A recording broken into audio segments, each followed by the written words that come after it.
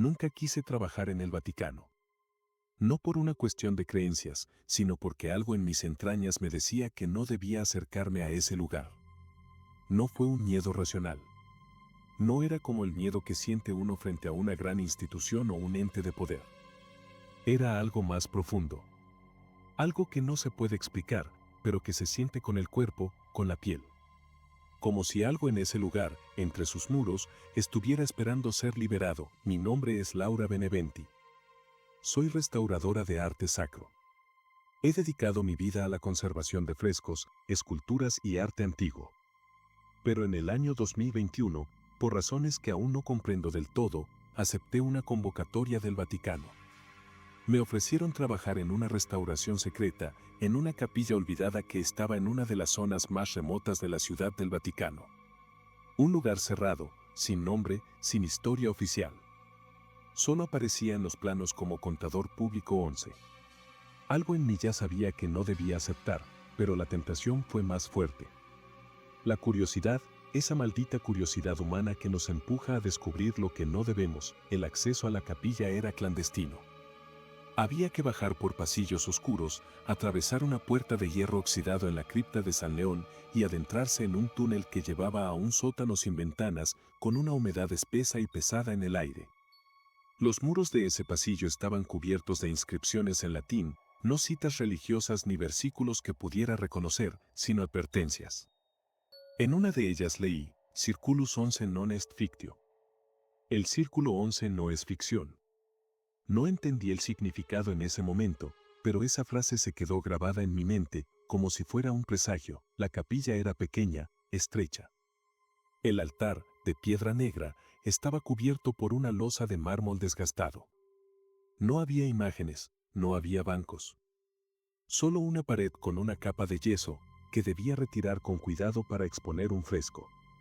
Lo que me dijeron era que era un fresco antiguo, posiblemente de la escuela del Trecento. Lo que no me dijeron, lo que nunca me dijeron, es lo que realmente encontraría detrás de esa capa. La primera semana fue tranquila. Polvo, grietas, una pintura casi invisible.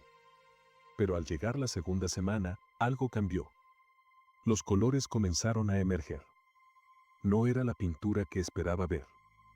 Rojo, negro, sombras.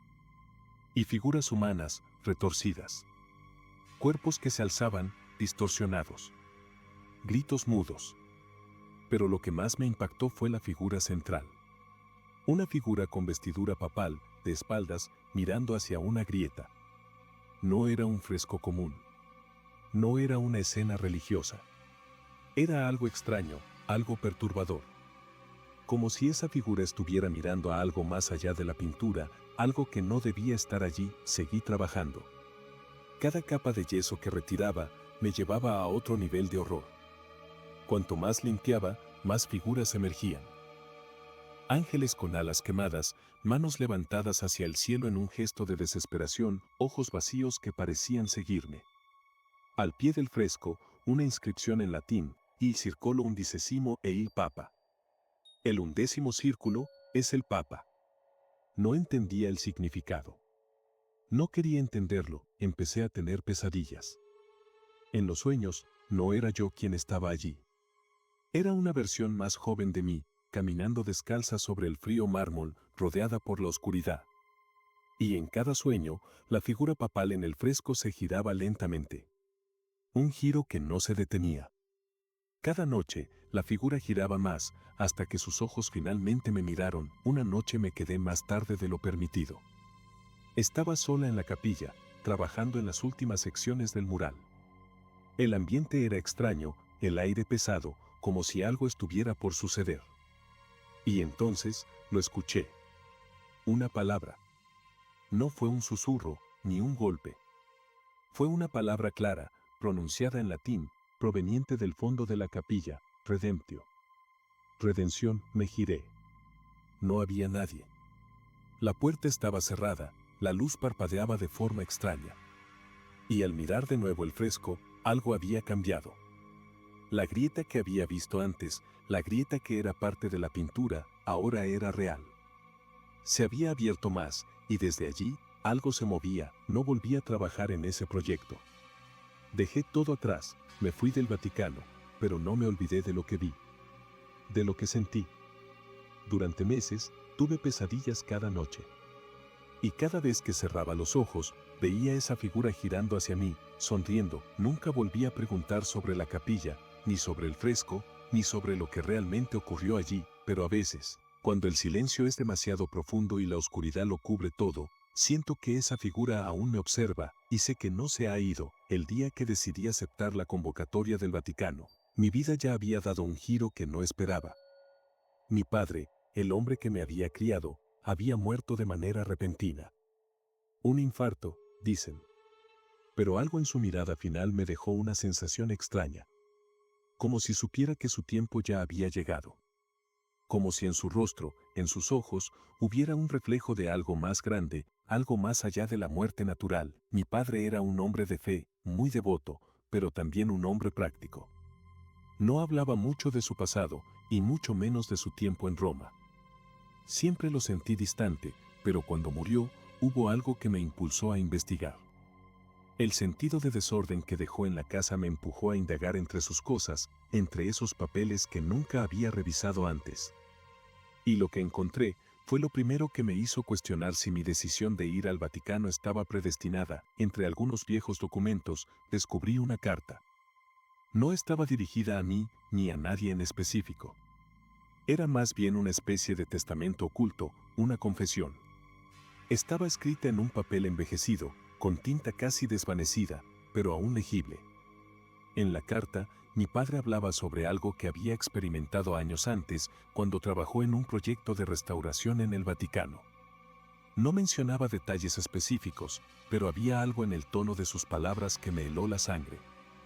Había sido parte de un trabajo secreto, uno que involucraba la restauración de una capilla perdida en los subsuelos del Vaticano, un lugar al que solo se podía acceder a través de pasillos cerrados y protegidos por estrictos sellos eclesiásticos. En ese documento, mi padre advertía que había cosas que no deberían salir a la luz. Y que, si algún día yo me encontraba con la oportunidad de seguir el mismo camino, debía tener mucho cuidado con lo que encontraría. La carta terminaba con una frase inquietante: lo que ocultamos no siempre se queda oculto. Y si alguna vez decides ir a ese lugar, recuerda, hay cosas que no deben ser desenterradas. Esa fue la primera vez que escuché el término contador público 11. No entendí lo que significaba, pero me lo anoté. A esa altura, ya tenía claro que la muerte de mi padre no había sido una simple casualidad. Había algo detrás, algo que no podía ver, pero que ahora, con la carta en mis manos, sentía que se me estaba revelando. Cuando me ofrecieron el proyecto de restauración en el Vaticano, me pareció una ironía del destino. Claro, en ese momento no lo veía de esa forma. Solo vi una oportunidad, una posibilidad de trabajar en uno de los proyectos más importantes de mi carrera. Pero ahora, mirando atrás, me doy cuenta de que todo estaba conectado. Ese contador público 11 era más que una simple referencia a una capilla desconocida. Era un eco del pasado. El pasado de mi padre. Decidí aceptar la oferta, por puro impulso. Quería entender lo que él había vivido, lo que había visto en esos pasillos olvidados. Quería encontrar la verdad detrás de sus palabras. Pero nunca imaginé que este trabajo, esta restauración, me arrastraría a un abismo que me cambiaría para siempre. El primer día que llegué al Vaticano fue diferente a lo que había esperado. A pesar de la majestuosidad del lugar, de la quietud solemne, sentí algo extraño en el aire. Una presión, como si el lugar estuviera vivo, respirando, observando. Todo en el Vaticano está impregnado de historia. Y la historia, como sabemos, no siempre es inocente. Algunas veces, el peso de los siglos guarda secretos que preferiríamos no conocer. Al llegar a la capilla, me acompañó un monseñor que no me dijo mucho más que lo estrictamente necesario. Apenas cruzamos la puerta, el ambiente cambió de inmediato. El aire estaba viciado, denso. Como si el tiempo se hubiera detenido allí. No había ventanas, y las paredes estaban cubiertas por una capa gruesa de polvo y humedad. Los frescos que me dijeron que debía restaurar no eran nada de lo que había esperado. Cuando vi el mural por primera vez, creí que mis ojos me engañaban. La figura central, un hombre vestido con ropas papales, parecía diferente. No podía decir qué exactamente. Pero había algo extraño en esa figura, algo que no encajaba. Recuerdo haberme acercado al mural y, por un momento, sentí una especie de conexión con la imagen. Como si algo me estuviera llamando. Estaba sola en la capilla, pero la sensación de estar observada era insoportable. Miré a mi alrededor y entonces lo vi, una pequeña grieta en el fresco, casi invisible, pero claramente allí.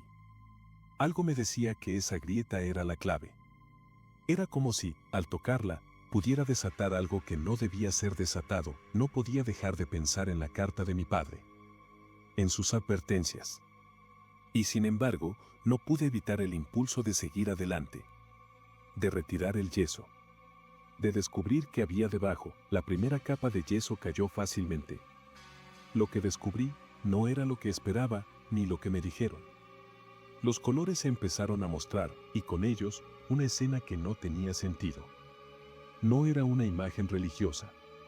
No era la representación de un santo ni de un apóstol. Era algo más oscuro. Cuerpos retorcidos, manos alzadas hacia el cielo, ojos vacíos, y una figura en el centro, mirando hacia el abismo, mirando hacia mí. Esa noche no pude dormir.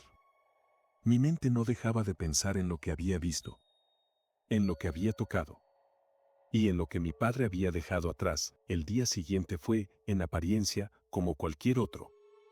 La capilla seguía en su silencio eterno, ajena a las horas que pasaban en el mundo exterior. No había señales de que algo hubiera cambiado, pero dentro de mí, todo estaba diferente. Había algo perturbador en la visión del fresco, algo que me perseguía desde que lo descubrí. Esa figura en el centro, la del hombre con vestimenta papal, no era solo una pintura. Me miraba, esa mañana, mientras limpiaba con cuidado la segunda capa de yeso, mis manos temblaron más de lo que deberían. El sudor frío me recorría la espalda mientras quitaba trozos del revestimiento de la pared. Cada raspadura del cincel sobre la superficie era un sonido sordo, casi reverberante. La humedad del aire parecía volverse más densa, más pesada. Ya no me sentía sola. Sentía que algo estaba allí, en ese espacio pequeño y cerrado, con paredes que parecían cerrarse lentamente sobre mí. Era como si el fresco me estuviera absorbiendo. Había algo más, algo que no podía explicar y que no podía ver. Cada vez que me apartaba un poco del mural para examinar el resto de la capilla, sentía que los ojos de esa figura me seguían. No podía dejar de mirar la grieta que había aparecido después de que comencé a restaurar la pintura. Esa grieta, había algo en ella. Como si fuera una puerta, algo que no debía abrirse, pero que estaba esperando ser desbloqueado. A lo largo de esa jornada, comencé a notar cosas extrañas en el ambiente. No era el frío que solía haber en las criptas del Vaticano, ni la humedad usual de esos pasillos. Era algo más sutil. Como si el aire mismo estuviera cargado de una presencia invisible, de una presión que me aplastaba el pecho. De vez en cuando, me encontraba parada frente al fresco, observando los detalles de la figura papal, y durante un parpadeo, algo se movía. No era un cambio drástico, solo un sutil desajuste, como si los contornos de la imagen estuvieran alterándose ligeramente. Pero lo vi. Lo vi. La figura papal se estaba girando. Lentamente, al principio, traté de convencerme de que era solo el cansancio, que mi mente me estaba jugando una mala pasada. Pero la sensación era insoportable. Sabía que algo estaba sucediendo. Algo fuera de lo común. Algo que no tenía sentido, pero que, al mismo tiempo, lo tenía todo. Al final de esa tarde, cuando ya estaba a punto de dejar la capilla, el monseñor que me había acompañado en mi primer día apareció de nuevo. No me dijo nada, no mencionó el fresco ni el trabajo que estaba haciendo. Se limitó a darme un leve asentimiento con la cabeza, como si ya supiera lo que estaba ocurriendo. Pero sus ojos, esos ojos, no eran los mismos. Había una frialdad en ellos, una distancia. Como si me estuviera observando, pero no desde la perspectiva de alguien que se preocupa por un trabajador, sino más bien como un vigilante. Algo dentro de mí me dijo que no debía confiar en él. No debía confiar en nadie en ese lugar. Cuando se fue, el silencio volvió a ser absoluto. La capilla, que hasta ese momento había estado parcialmente iluminada por las luces fluorescentes, parecía ahora sumida en una penumbra aún más espesa. El aire estaba quieto, casi vicioso, y el fresco seguía mirando. Esa noche, mientras regresaba al hotel donde me alojaba, el pensamiento de mi padre me atormentó aún más. La carta, sus advertencias, las frases crípticas. Sentí un nudo en el estómago al recordar su último mensaje: si alguna vez decides ir a ese lugar, recuerda, hay cosas que no deben ser desenterradas. ¿Qué había querido decir con eso? ¿A qué se refería? Cuando llegué a la habitación del hotel, intenté dormir, pero no pude. La imagen del fresco se repetía una y otra vez en mi mente, en cada rincón de mis pensamientos. A cada momento, sentía que no estaba sola. La sensación de ser observada era insoportable. Era como si la imagen de esa figura papal estuviera en todas partes. En cada rincón oscuro, en cada sombra al caer la noche, esa mirada fija. La sensación de que algo se estaba acercando. Algo que no debía estar ahí. A la mañana siguiente, volví al Vaticano temprano. No podía permitir que el miedo me controlara, no después de haberme comprometido con el trabajo. Pero algo dentro de mí me advertía que lo que estaba a punto de descubrir sería mucho más que una simple restauración. No era solo una cuestión de arte. Era algo mucho más profundo. Cuando llegué a la capilla, algo estaba distinto. La luz, la humedad, el aire, todo parecía estar distorsionado. Incluso el fresco, algo había cambiado. La grieta que había visto antes estaba más grande. Mucho más grande. Era como si algo hubiera escapado de dentro de la pintura, como si el fresco estuviera abriéndose por sí mismo. Y lo peor de todo, ahora, la figura papal ya no estaba mirando hacia el abismo. Me estaba mirando a mí. En ese momento, entendí lo que mi padre había querido decir. Ya no estaba restaurando una pintura.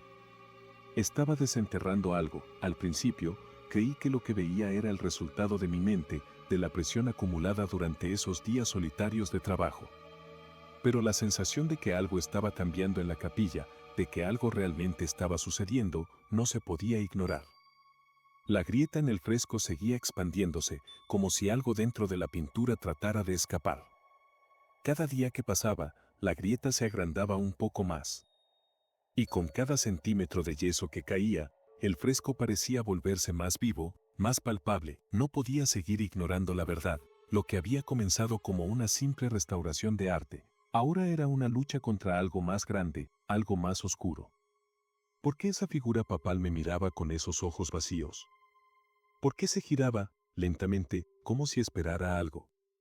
Sentí que lo que había comenzado a desenterrar no era solo un fresco olvidado, sino una historia que debía permanecer enterrada. A medida que los días pasaban, mi nerviosismo crecía. Al principio, traté de racionalizar todo. El cansancio, la soledad, la presión del trabajo. Pero una noche, después de que la capilla quedara en total oscuridad, algo sucedió que me hizo darme cuenta de que ya no estaba sola allí. Estaba limpiando los últimos restos de yeso de la grieta cuando, de repente, un fuerte sonido rompió el silencio. Un golpe, seco, como el sonido de algo pesado golpeando el suelo. Miré a mi alrededor, pero no había nadie. El pasillo estaba vacío, como siempre. Sin embargo, el aire había cambiado. Estaba más frío, y el hedor a humedad, que ya era persistente, ahora se mezclaba con un olor metálico, acre, como sangre.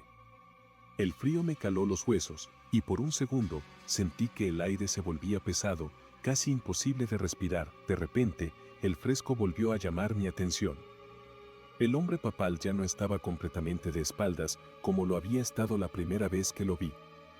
Ahora, su rostro se giraba lentamente hacia mí, casi a la par de la expansión de la grieta.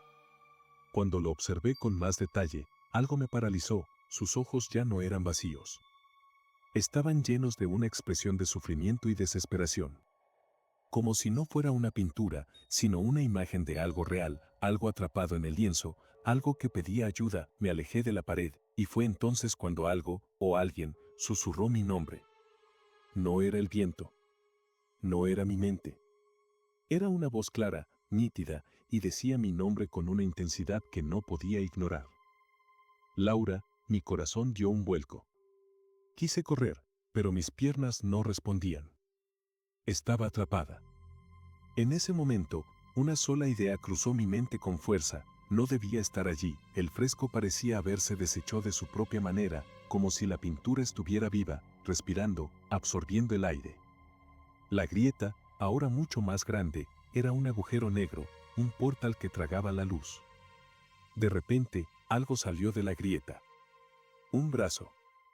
Era una mano, torcida y deformada, cubierta de algo que parecía un líquido oscuro, espeso, como un aceite negro que chorreaba hacia el suelo.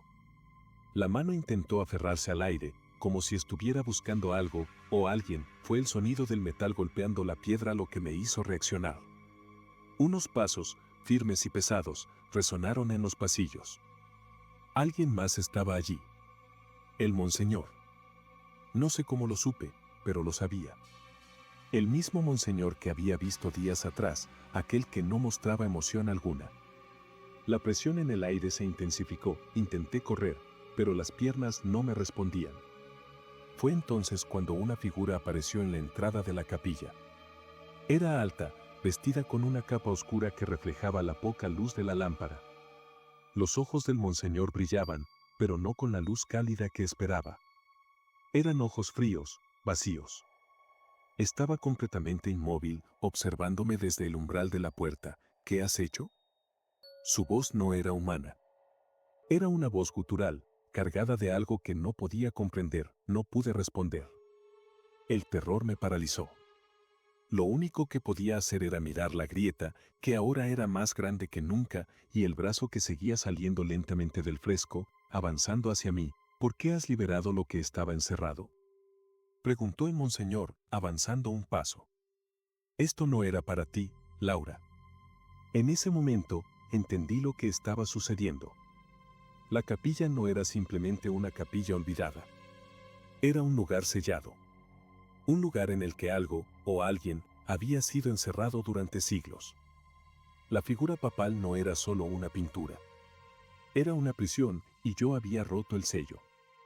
El fresco estaba vivo, y todo lo que contenía en su interior había comenzado a liberarse. Con un solo movimiento, el monseñor levantó la mano, y el fresco pareció devorar la luz de la lámpara. La sala se oscureció por completo. Fue entonces cuando lo comprendí. Él no era solo un monseñor. Era un guardián, un custodio de los secretos del Vaticano, un ser encargado de asegurarse de que lo que estaba en esa capilla permaneciera allí para siempre.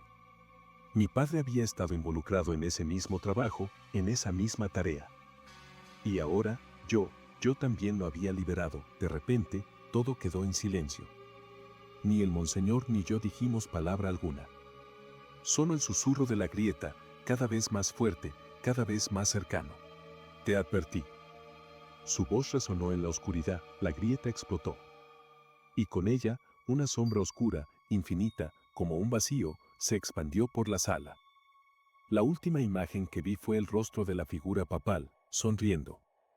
Y entonces, todo se apagó. Lo último que sentí fue la frialdad que me envolvía, la oscuridad que parecía tragarse mi alma. Y después, el silencio. La capilla ya no estaba. El fresco había desaparecido, y con él, la figura papal, el portal oscuro, la grieta. Todo se desvaneció, como si nunca hubiera existido. Pero la verdad era otra. Lo que había liberado no podía ser destruido tan fácilmente. Estaba más allá de los muros del Vaticano, más allá del tiempo. En algún rincón olvidado, esperando, el Vaticano guarda muchos secretos. Algunos tan oscuros que ni la luz más intensa podría erradicarlos. Yo fui testigo de uno de esos secretos. Y si alguna vez alguien se atreve a buscar lo que quedó atrás, no será el Vaticano quien les proteja. Serán ellos, aquellos que habitan la oscuridad, los que los encuentren, pero no será un simple hallazgo. Será el comienzo de algo mucho más grande.